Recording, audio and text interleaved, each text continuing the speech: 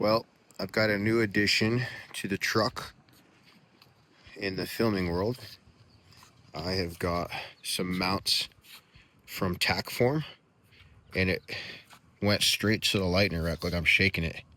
Doesn't move. Pretty sweet. I could put this at all kinds of different angles and get some pretty sweet shots like this.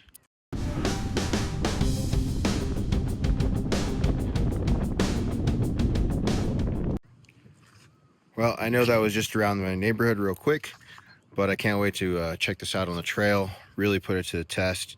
I've got a few other mounts to try out with inside the vehicle to get different shots and things like that, and open up the game on more different angles for my YouTube, really. But cool. TackForm for the win. Best products out there.